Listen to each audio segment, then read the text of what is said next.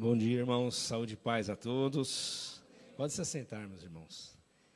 Glória a Deus. Que bênção, que privilégio estarmos de novo juntos, né, irmãos, nessa manhã. E parece que estamos tendo um déjà vu, né? Muita coisa que a gente viu mais ou menos em fevereiro, março, né, do ano passado. Estamos começando a ver de novo. Né, preocupação, saúde, o vírus, coisas ruins acontecendo em vários lugares, né, um índice grande de pessoas morrendo. E então nós sabemos que esse ano é um ano novo, nós estamos cheios de esperanças, mas ainda temos muito cuidado para tomar, né, irmãos? Temos que estar sempre atentos com a nossa saúde, usando essa dádiva que o Senhor nos deu, com bastante responsabilidade com nós mesmos. Mas, ainda assim, hoje nós podemos nos reunir mais seguros, né? Hoje nós podemos estar aqui mais seguros. Parece que o nível, a sensação de segurança aumentou, porque muito do que em fevereiro ou março era totalmente desconhecido, hoje já é um pouco mais conhecido, né? Então, a gente tem mais segurança. E, por conta disso, como é bom estar aqui, como é bom ter essa liberdade. Eu lembro da primeira reunião que nós fizemos aqui presencial, no período da pandemia, era um constrangimento total, né? Porque o irmão chega, você não sabe nem como é que cumprimenta. E os irmãos iam chegando aqui no espaço de culto e sentava quase com a sensação de ser proibido sequer olhar para o outro, porque se olhar já contagia, né? Se levantar a mão... E é estranho isso, né?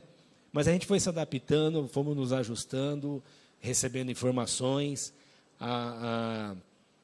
para além da mesquinhez, da politicagem rasteira que nós temos no nosso país. Para além disso, nós temos ouvido os especialistas, né? Gente que é especialista, todo mundo pode ouvir isso. E temos nos sentido mais seguros, né?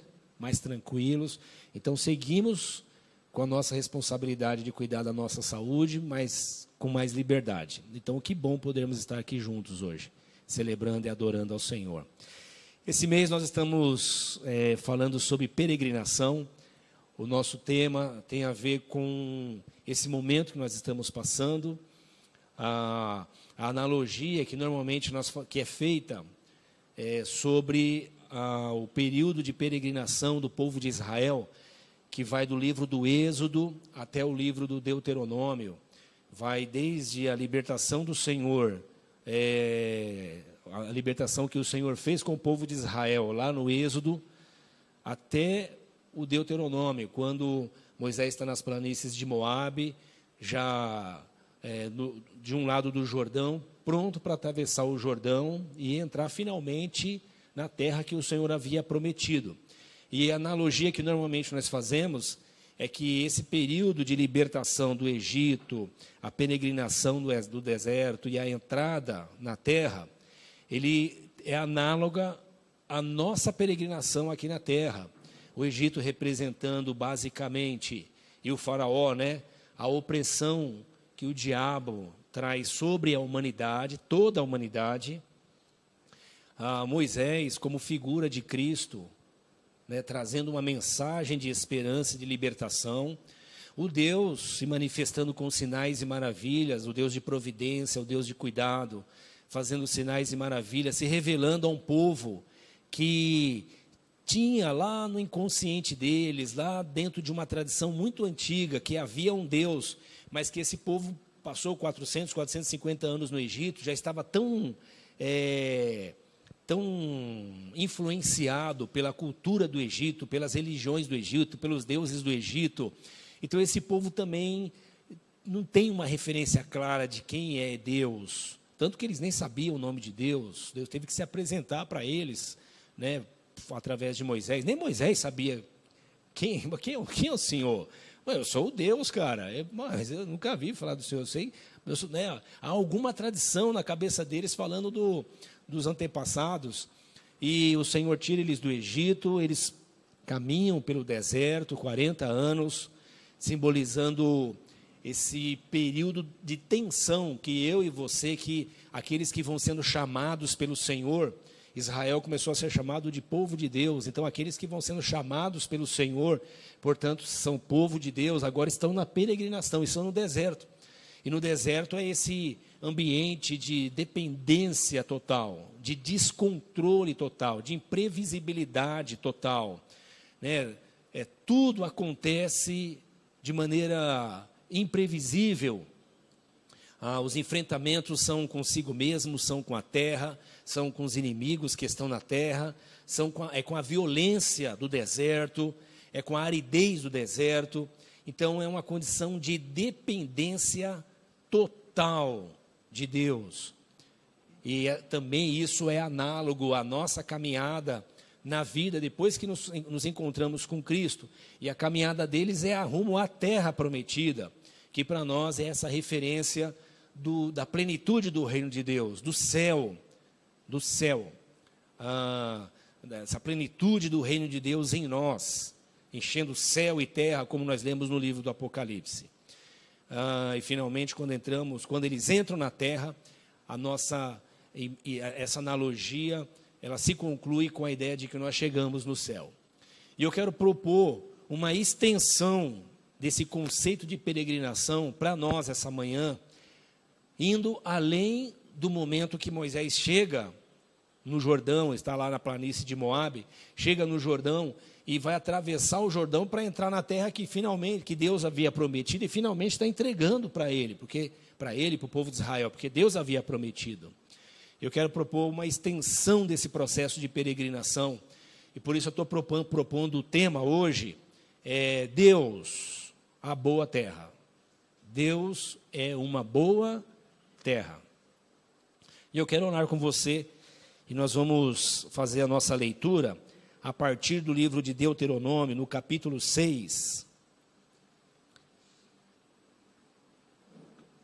No capítulo 6, Moisés está nas planícies de Moabe, já é um ancião de 120 anos,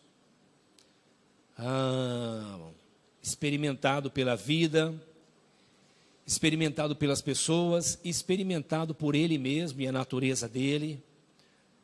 E ele agora faz três grandes discursos. E esse discurso é uma espécie de olhada num retrovisor.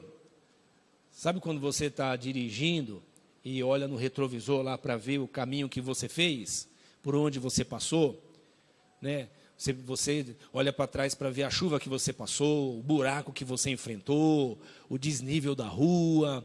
Principalmente quando você se livra de um acidente, né? Você olha para trás e fala, meu Deus, o que foi isso? Como aconteceu isso, né?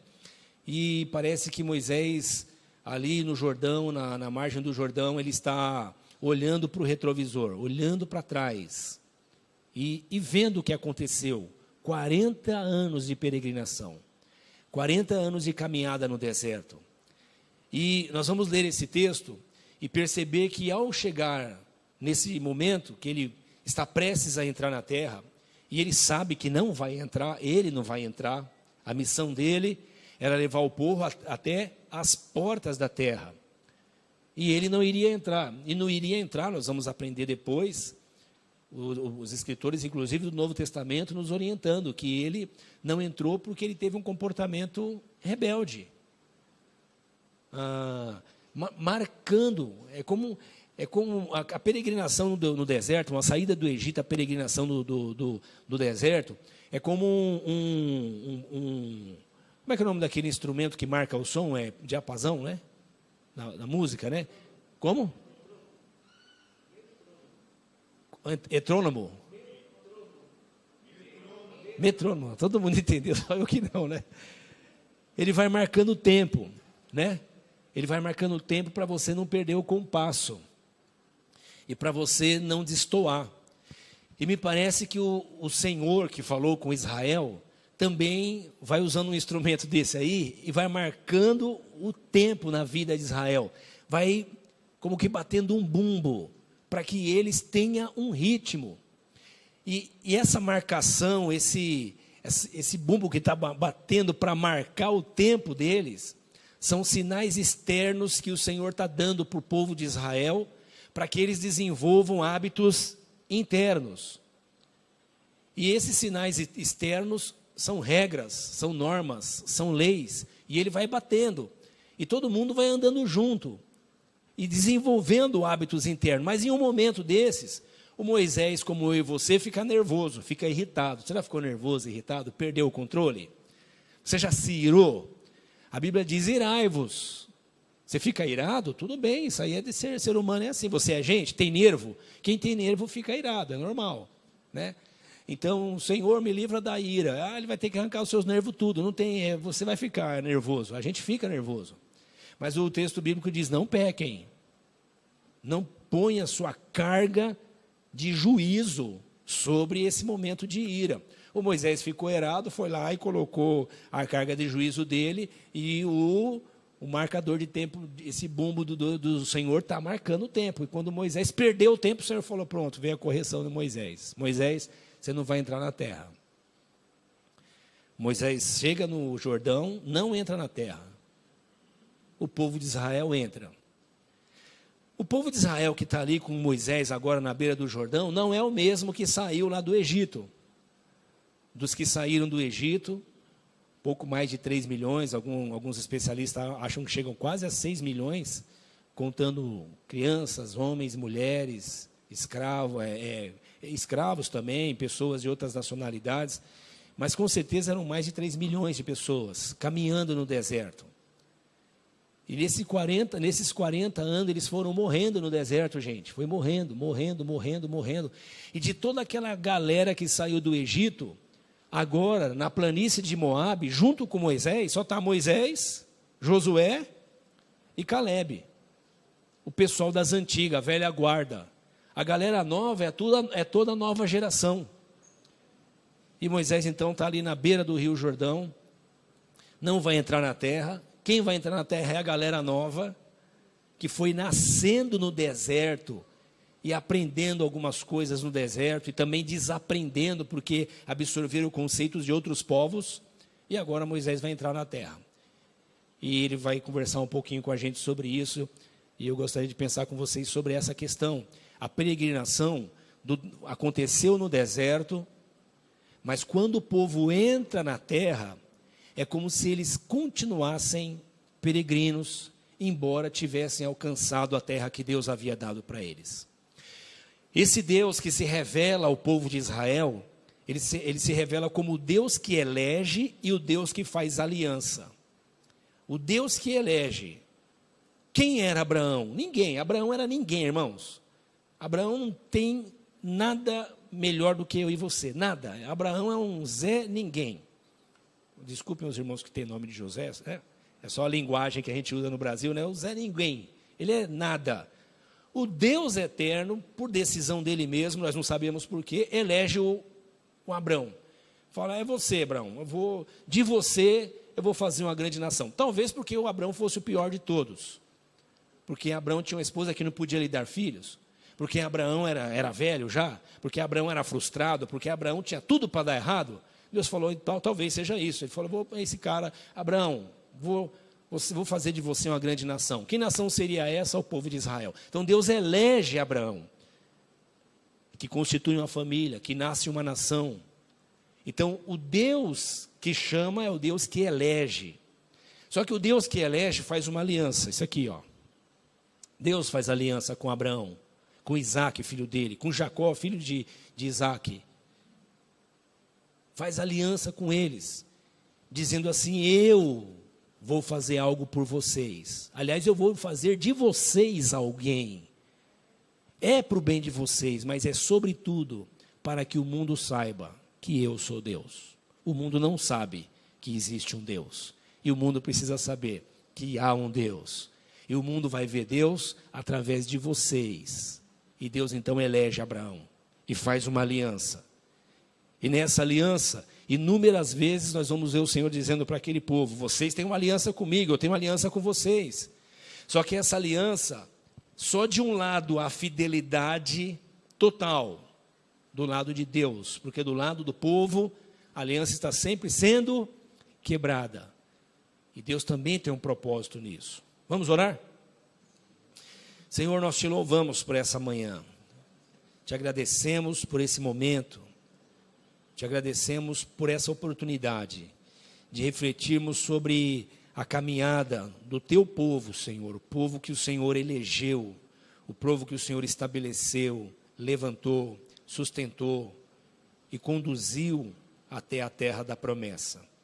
Obrigado, Senhor, pois podemos tirar lições da peregrinação daquele povo e aplicar para as nossas vidas. Obrigado, Senhor, pois também ouvimos a sua voz nos chamando, como o Senhor chamou a Abraão, a Isaque, a Jacó, a Moisés, a José. Também ouvimos o Senhor nos chamando a cada um de nós, para sermos teu povo, teus filhos. E o Senhor tem nos chamado para essa peregrinação. O Senhor que nos elegeu, o Senhor fez uma aliança conosco. O Senhor, nos ajude a perceber isso hoje, o propósito dessa eleição, o propósito dessa aliança.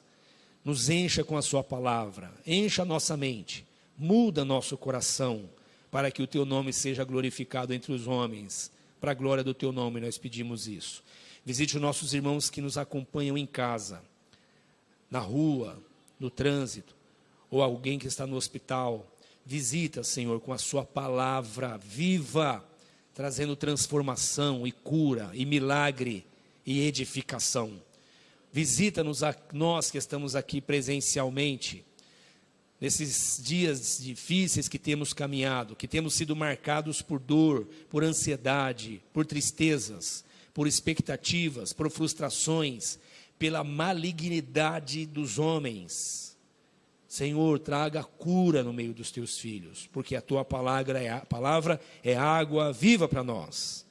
Nós pedimos isso para a glória do teu nome, em nome do teu filho Jesus. Amém. Então, o texto diz assim, capítulo 6, a partir do versículo 4. Ouça, ó Israel, o Senhor, o nosso Deus, é o único Senhor. Ame o Senhor, o seu Deus, de todo o seu coração, de toda a sua alma, de todas as suas forças. Que todas essas palavras, de todas as suas forças, e que todas essas palavras que hoje lhe ordeno estejam em seu coração. Ensine-as com persistência a seus filhos.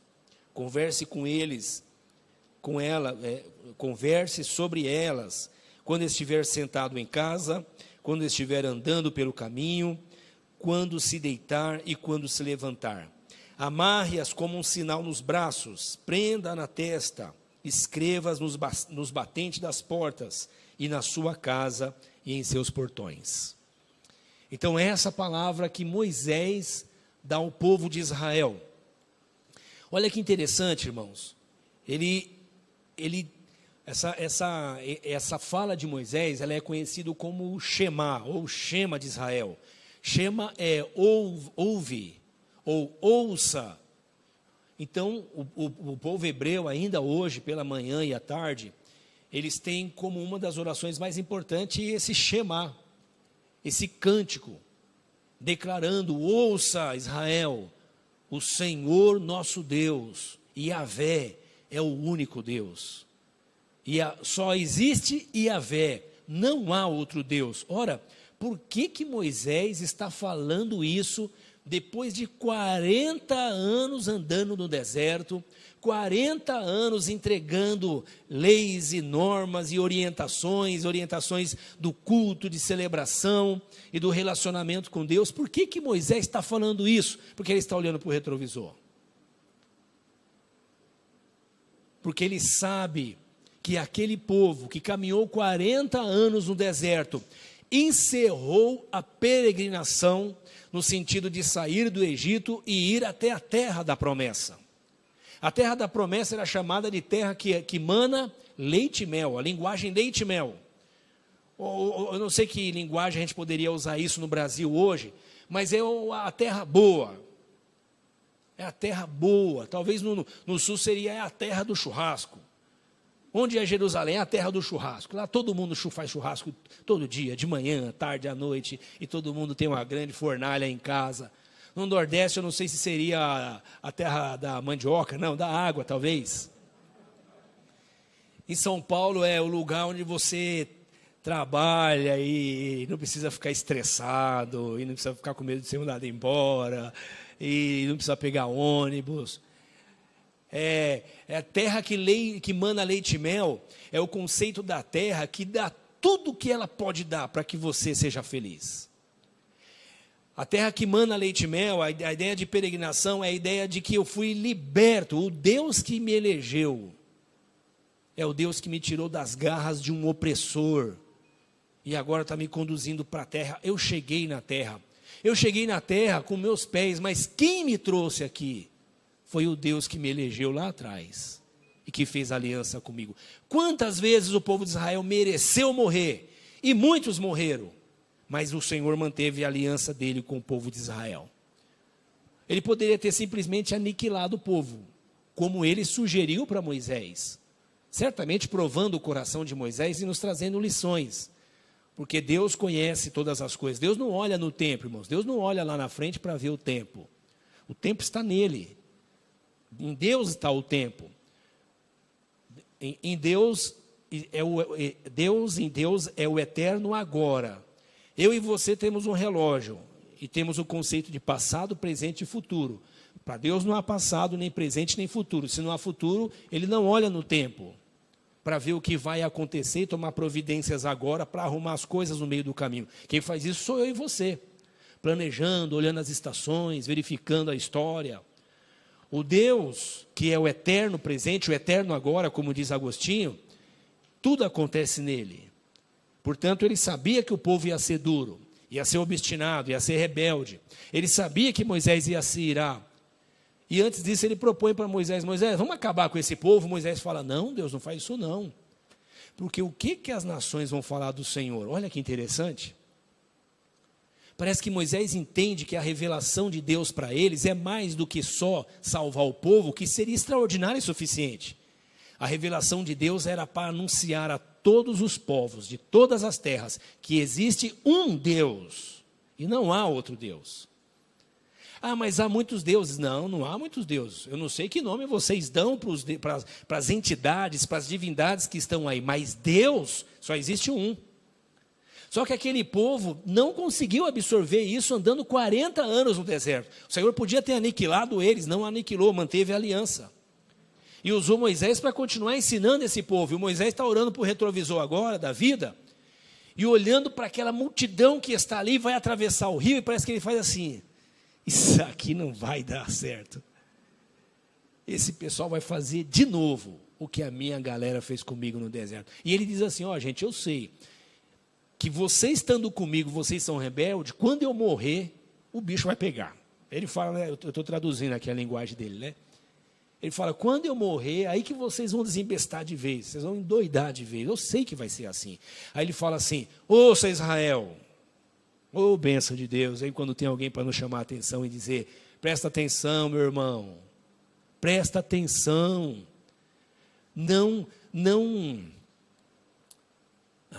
nós podemos ter ouvido para ouvir tudo o que os povos e as nações falam a respeito dos seus deuses, mas nós fomos chamados por Deus, eleitos por Ele, Ele fez uma aliança conosco, e nós entendemos, só há um Deus. E todas as vezes que nós nos esquecemos disso, nós sofremos mais, nós nos angustiamos mais, nós ficamos mais estressados, mais irritados, mais arrasados, mais tensos. Você crê que você é salvo?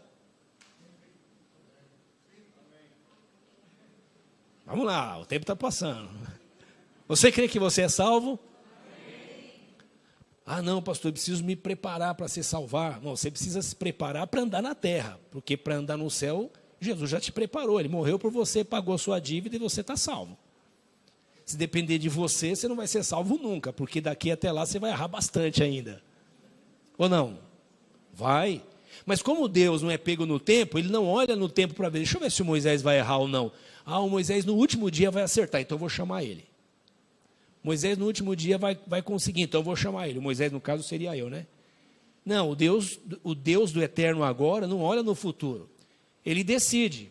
Eu vou eleger o Moisés, vou salvar ele, ele não presta, não serve para nada, mas eu vou salvar ele. E ele me salva.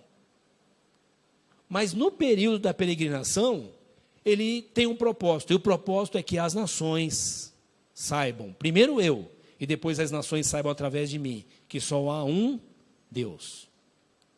Ouça, Israel, o Senhor vosso Deus é o único Deus. Só que Israel, na caminhada da vida deles, iam recebendo influência do YouTube, das mídias, das novas filosofias, dos novos pregadores. Vocês estão entendendo, irmãos? O povo de Israel, na peregrinação do deserto, ia ouvindo novos pregadores, novas mensagens, novos evangelhos. A palavra evangelho significa boas notícias. Então sempre tinha alguém para trazer uma notícia boa para eles. Esse negócio de vocês aí, vocês só andam essas mesmas regrinhas, esse mesmo culto, esse mesmo jeito, esse Deus de vocês aí, tem um Deus novo, tem um jeito novo, tem uma maneira nova. E as pessoas iam ouvindo, e por isso iam sofrendo. E o Moisés agora vai morrer, então deixa uma mensagem para aquele povo, dizendo: ouça, Israel, o beabá da vida é esse, Deus, o nosso Deus, é o único Deus, não existe outro Deus. Ok, e na prática isso significa o quê? Porque se você sair na rua e perguntar para qualquer evangélico, para mim inclusive, tem outro Deus? Eu vou dizer: vixe, nada, rapaz, só tem um Deus. Aí vem a outra pergunta: e para quem você está vivendo? Eu estou vivendo para Ele.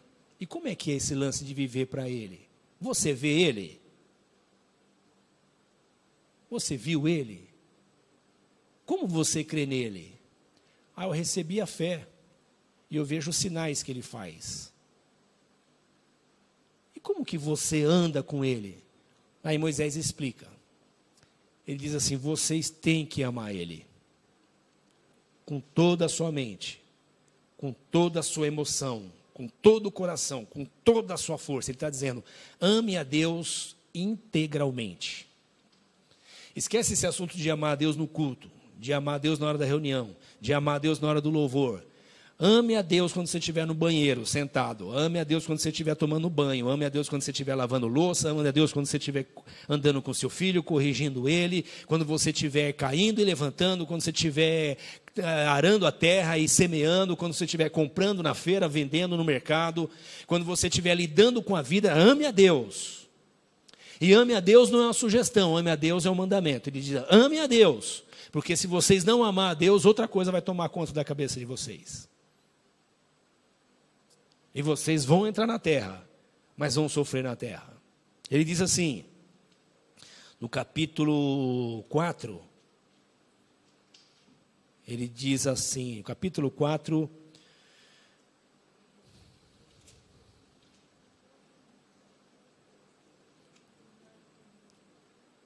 capítulo 4, versículo 25.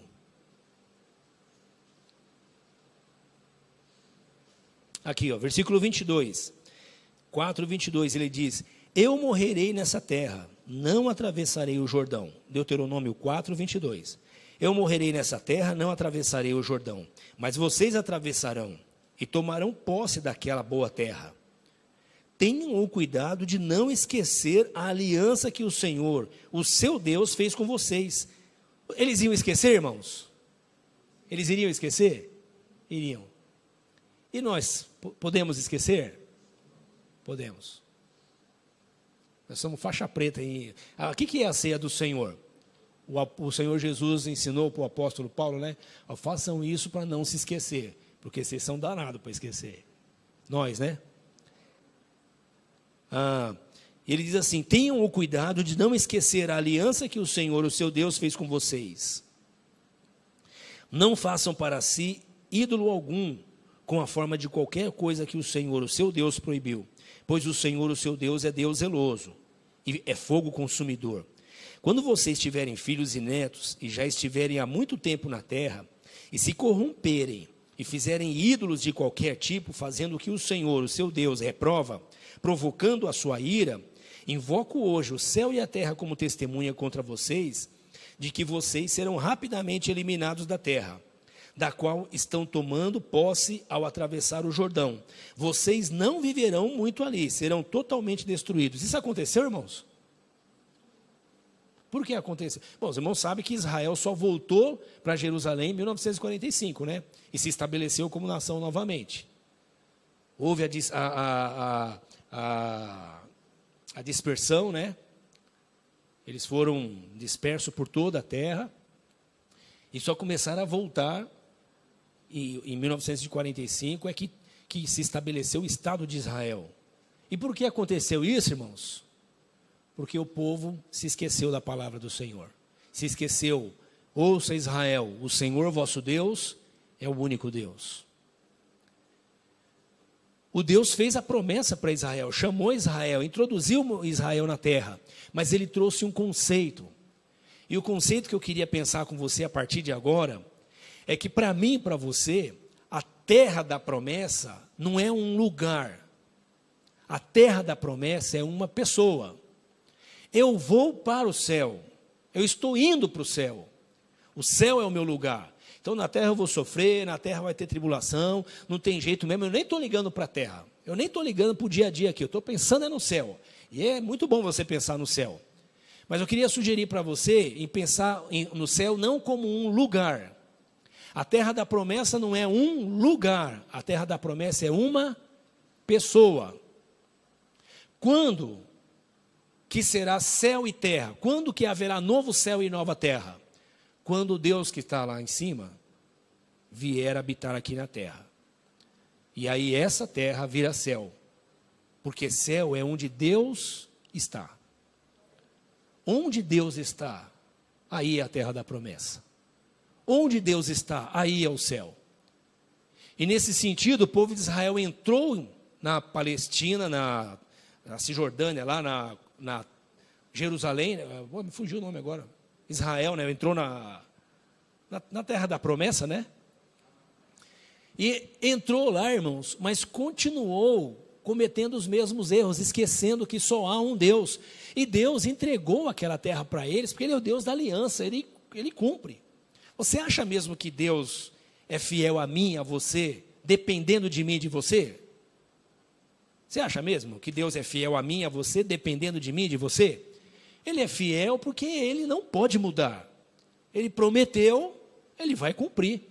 Mesmo e apesar de mim e de você, Ele vai cumprir. E Ele fez isso com Israel. Só que eu e você, que estamos agora na peregrinação da vida, nós precisamos ajustar o nosso olhar para o conceito de que a terra que mana leite e mel não é o céu, o lugar onde eu vou amanhã morar com Deus. O lugar onde eu vou amanhã morar com Deus é o lugar onde haverá plenitude de Deus. Mas o lugar que mana leite e mel, ou onde mana leite e mel, não é mais um lugar, um céu. É Deus, é uma pessoa. Então o céu agora, ele veio morar em mim. A terra que mana leite e mel, deixa de ser um lugar e passa a ser uma pessoa. E nesse sentido, quando eu estou na peregrinação, olha aqui que Jesus diz. Ele nos chama a peregrinação. Vinde a mim, todos vocês que estão cansados e oprimidos. Vinde como? Ao caminho. Quem é o caminho? Eu sou o caminho. Mas quem é o caminho? É uma pessoa.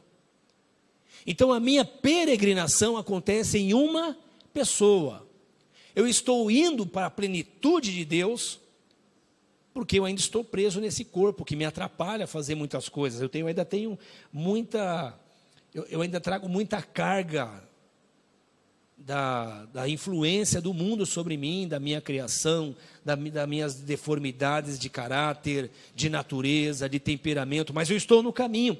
E nesse caminho que já é o céu, que já é a terra, que já é o lugar da promessa, enquanto eu ando nele, eu vou sendo transformado, até sentir que cada vez mais o céu que é Cristo está dentro de mim, até eu plenamente dizer, agora sim eu estou no céu.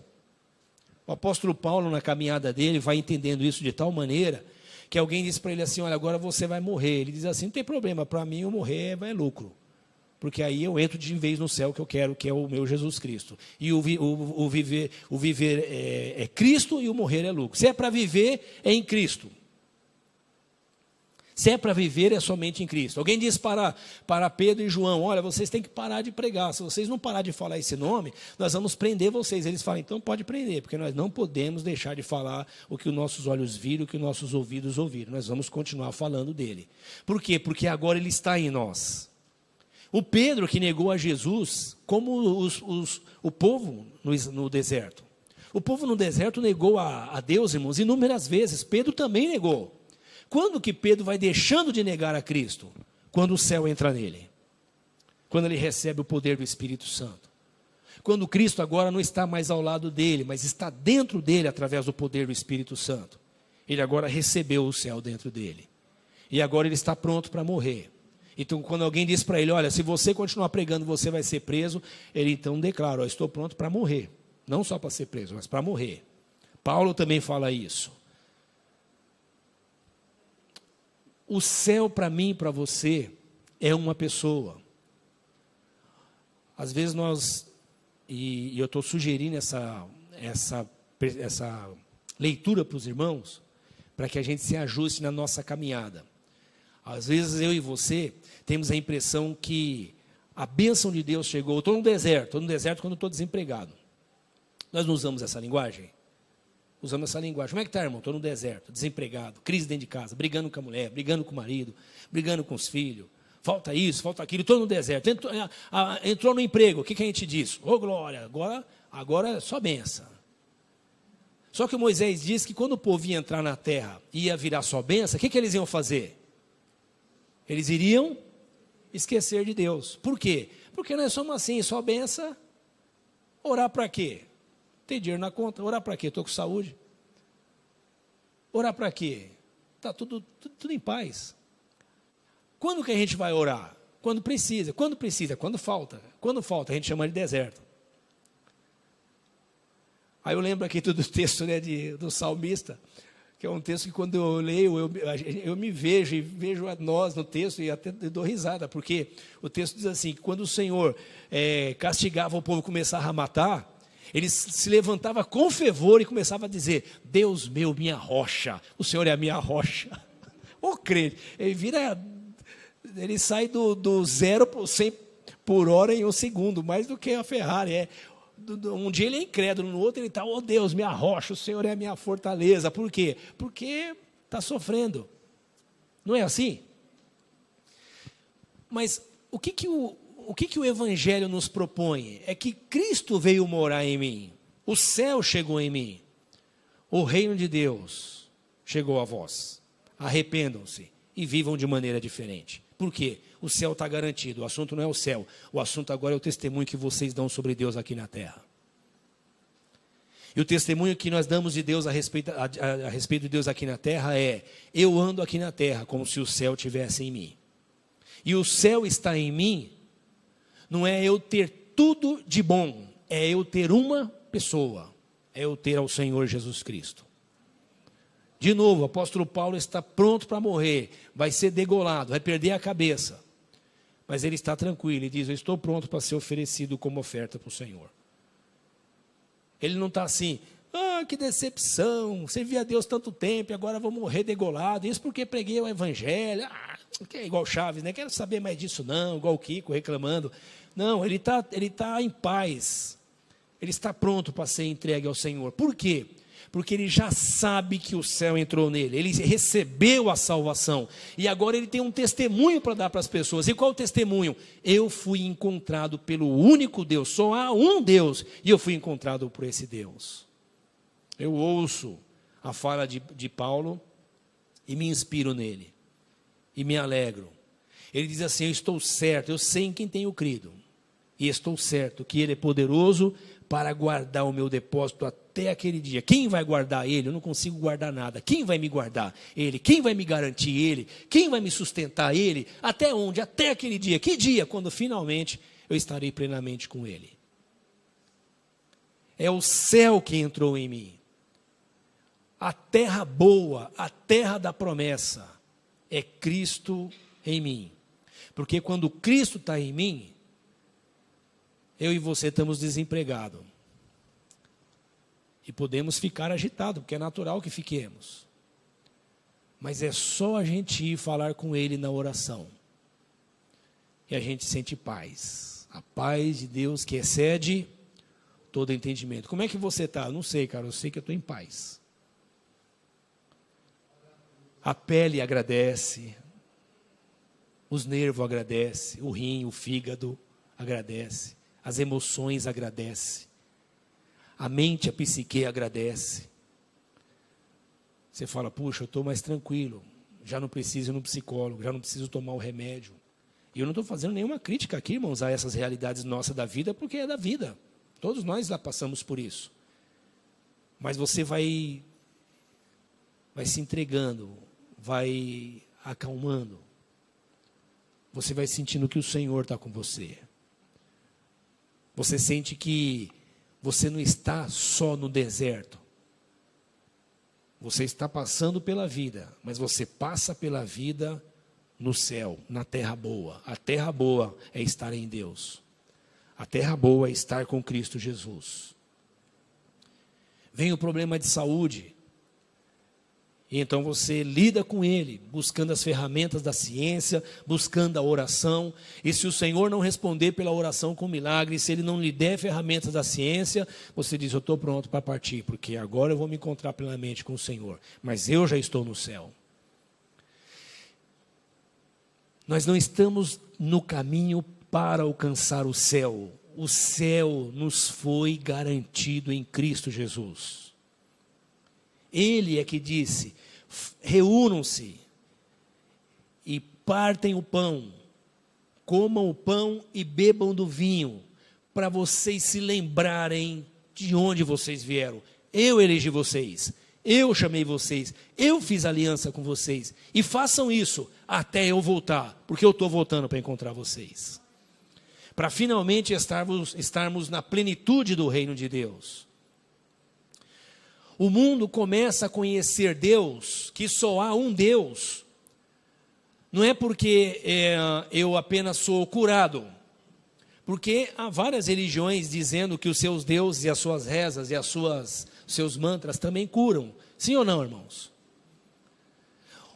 O testemunho de que Deus está comigo não é porque eu cresci financeiramente e agora tenho abundância financeira, como muitas pessoas ensinam. Por quê? Porque há muitas religiões e muitas maneiras de você enriquecer, e muito, sem falar de Deus, ou até sendo ateu, sem crer em Deus. O testemunho para a humanidade de que há somente um Deus, é eu e você vivermos nessa vida, que todos os homens vivem com angústia, e eu e você vivermos em paz. Com o sentimento de que essa terra não é nossa. Nós entendemos a terra, nós desfrutamos da terra. Nós desfrutamos da alegria de ter um filho, de ver ele crescer, a alegria de casar, da alegria de comprar alguma coisa, de ter alguma propriedade, alguma coisa, sei lá o que for. Da alegria de poder passear, sentir o ar, a brisa, a natureza, de respirar. De passar esses dias de pandemia e estamos aqui, vivos. Desfrutamos de tudo isso. Mas temos uma sensação que aqui ainda não é o nosso lugar. Porque a injustiça nos castiga, a intolerância nos castiga, a religiosidade nos castiga, a maldade nos castiga. Há uma sensação de que nós estamos desconfortáveis nesse mundo, ele ainda não é o nosso mundo. E é por isso que as Escrituras nos chamam de peregrinos. Nós estamos caminhando, peregrinando, aqui não é a nossa terra. Alguém diz que você pode ser feliz. Quem disse que você pode ser feliz? O único Deus ou os homens? Os homens. Porque o único Deus já nos ensinou que eu só posso alcançar alguma sensação de felicidade nele. Bem-aventurado. Lembra da Sermão do Monte? As bem-aventuranças?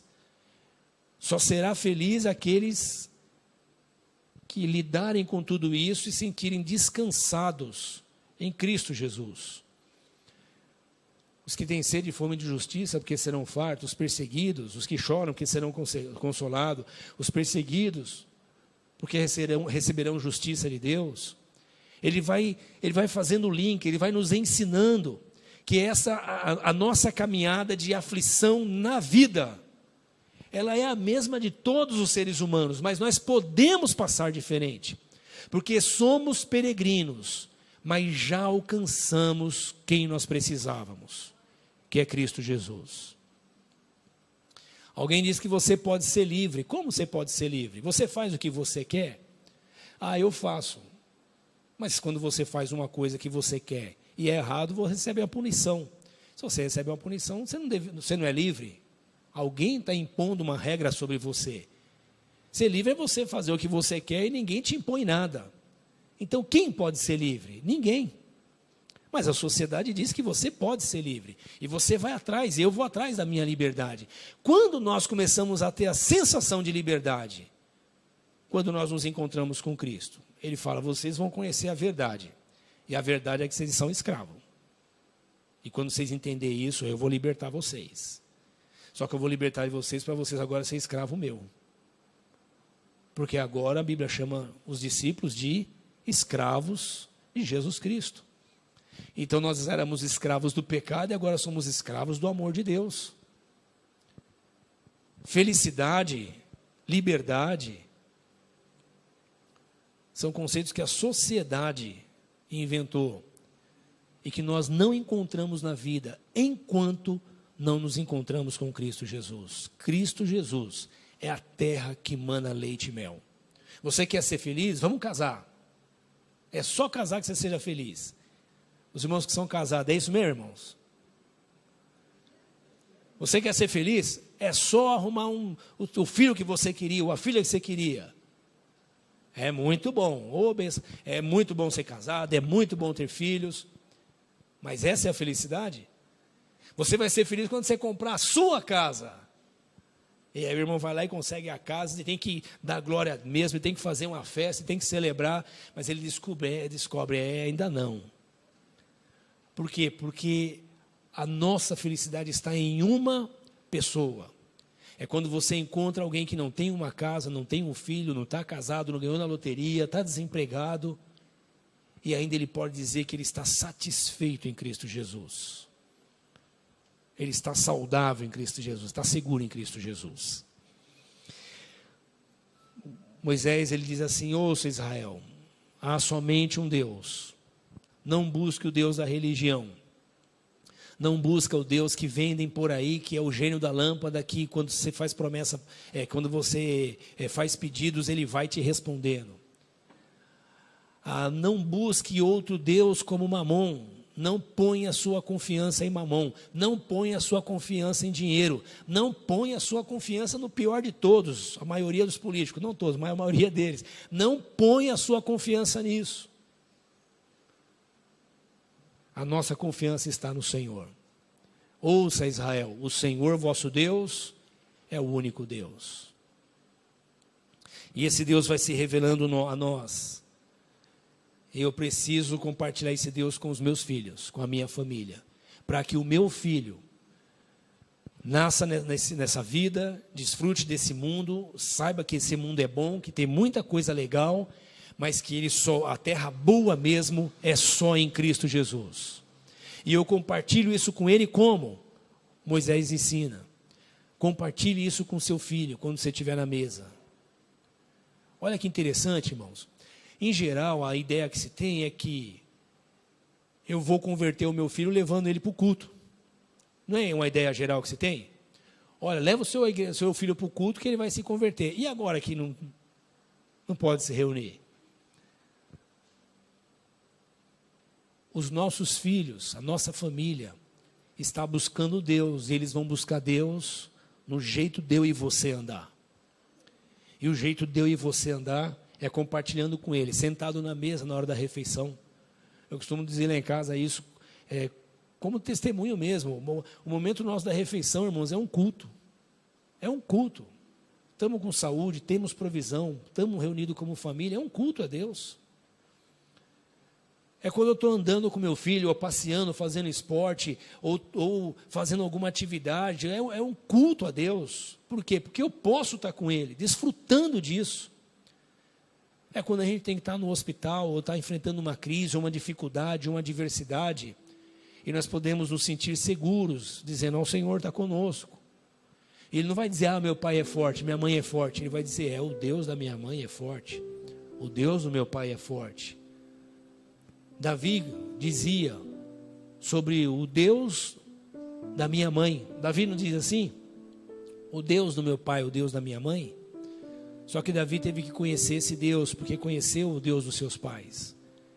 O único Deus é conhecido dentro da sua casa, com o seu testemunho. Ouça, Israel, o Senhor nosso Deus é o único Deus. Nós vamos continuar conversando sobre isso esse mês, talvez o mês que vem. Nós vamos continuar falando sobre essa caminhada nossa. Nós estamos peregrinando, mas a minha sensação é que eu já cheguei na terra.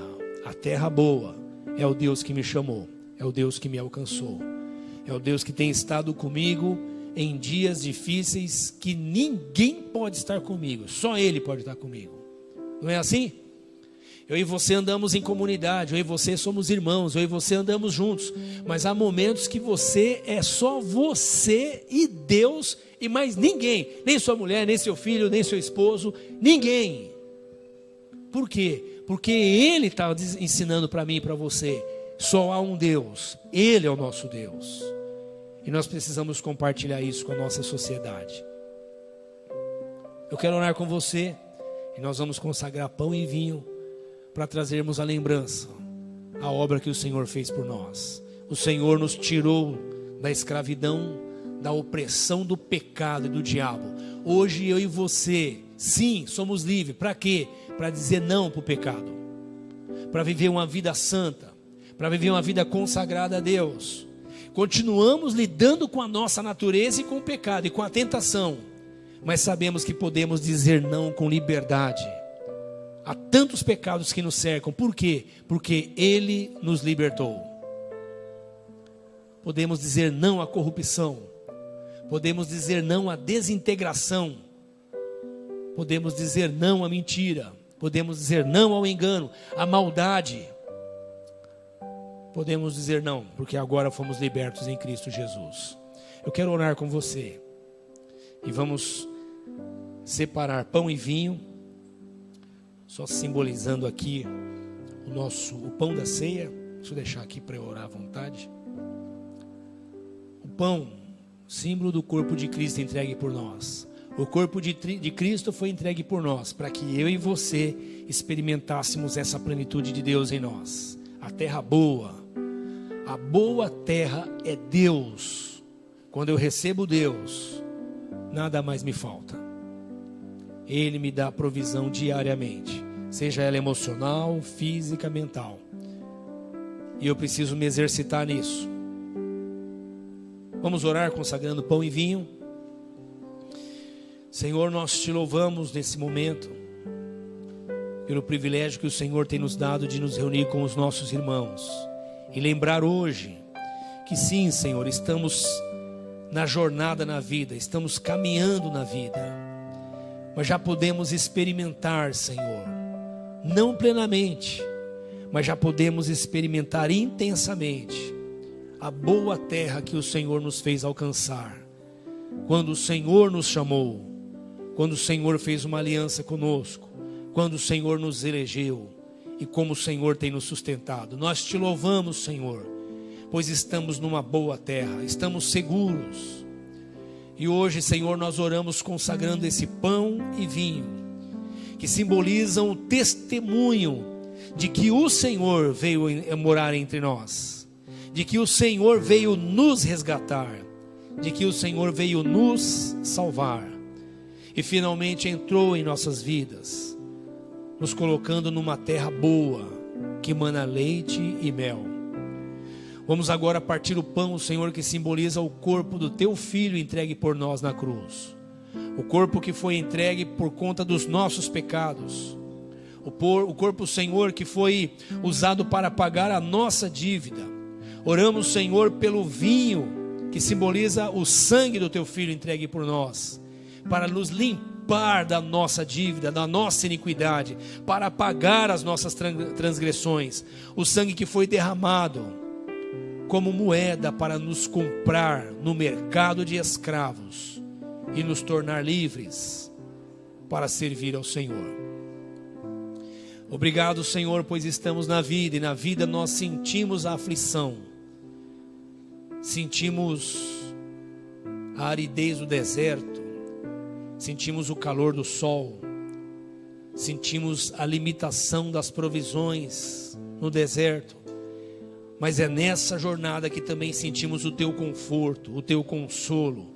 Sentimos que o Senhor é o nosso braço forte, o nosso lugar de refúgio.